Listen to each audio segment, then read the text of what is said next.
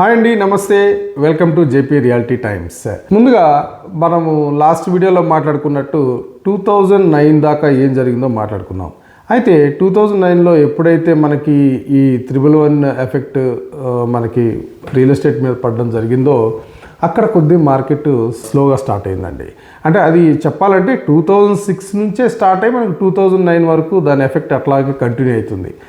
ఆ క్రమంలో కొద్దిగా పబ్లిక్ అంతా ఏదైతే అప్రూవల్ ఉన్నాయో ఆ ప్రాజెక్ట్స్ వైపు మొగ్గు చూపారండి.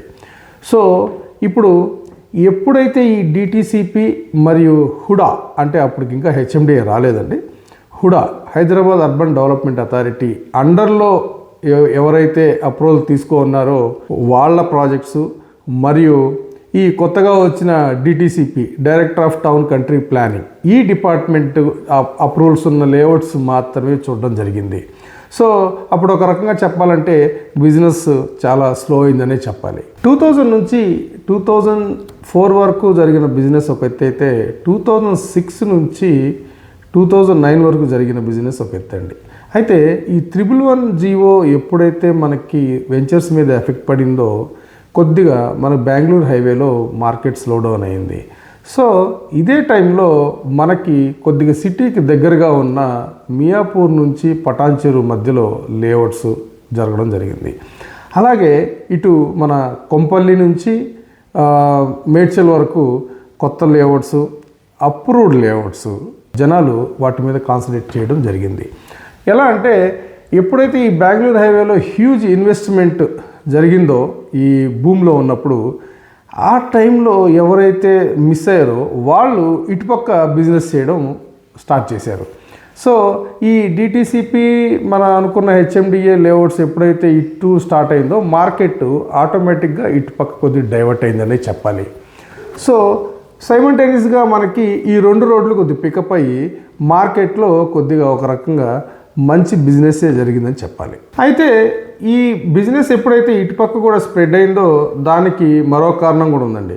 మనకి NH7 ఆ టైంలో NH7 ఇప్పుడు NH44 ఇది ఎప్పుడైతే 6 లేన్గా తయారైందో అంటే which is a big line in India 2000 change కిలోమీటర్స్తో కాశ్మీర్ టు కన్యాకుమారి లైన్ మన హైదరాబాద్ మధ్యలో ఉందండి.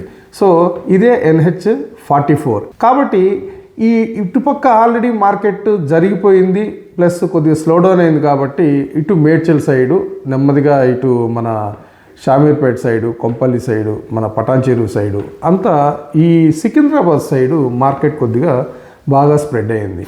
దానికి ముఖ్య కారణం నేను ఇందాక చెప్పినట్టు ఎప్పుడైతే 6 లైన్స్ అంటే అప్పుడులో సెంట్రల్ గవర్నమెంట్ తీసుకున్న 6 లైన్స్ వల్ల మనకి మార్కెట్ కొద్దిగా బాగా విస్తరించింది. సో ఈ విధంగా మార్కెట్ ఎప్పుడైతే విస్తరించడం జరిగిందో పబ్లిక్ అంతా కొద్దిగా ఇన్వెస్ట్మెంట్ ఇటు సైడు పెట్టడం స్టార్ట్ చేశారు.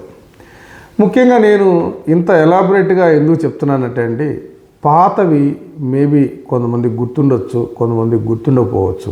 నేను నా జేపీ టైమ్స్ ద్వారా పాత నుంచి కొత్తగా ఇప్పుడు ఏం జరుగుతుందనేది కొద్దిగా నేను నెమ్మదిగా వస్తాను. ఈ లోపల మీకు అసలు హిస్టరీ తెలియాలి కదండి, రియల్ ఎస్టేట్ హిస్టరీ ఎలా జరిగింది, ఏం జరిగింది అనేది తెలియడం, మీకు తెలియపరచడం కోసమే నేను ఈ ఓల్డెన్ డేస్లో ఏం జరిగింది, ఎలా మార్కెట్ పికప్ అయింది, ఎక్కడెక్కడ ఏం జరిగింది అనేసి మీకు ఒక్కొక్క వీడియోలో కొద్దిగా స్లో అండ్ స్టడీగా చెప్పుకుంటూ వెళ్తున్నాను. సో మీరు కొద్దిగా నా వీడియోస్ని ఇంకొద్దిగా ఎంకరేజ్ చేస్తారని, చూస్తూ ఉంటే మీకు ఇన్ఫర్మేషన్ చాలా మేబీ రీకలెక్ట్ కావచ్చు, తెలియని తెలుసుకోవచ్చు. సో ఇవన్నీ ఉంటాయి కాబట్టి నేను కొద్దిగా వీడియోస్ స్లోగా చేసుకుంటూ వెళ్తున్నాను. సో అందరూ దయచేసి పూర్తిగా నా వీడియోని చూసి లైక్, షేర్, సబ్స్క్రైబ్ కూడా చేస్తారని ఆశిస్తున్నాను. సో మరిన్ని విషయాలు నా రాబోయే వీడియోస్లో తెలుసుకుందాం. Thank you. Good day.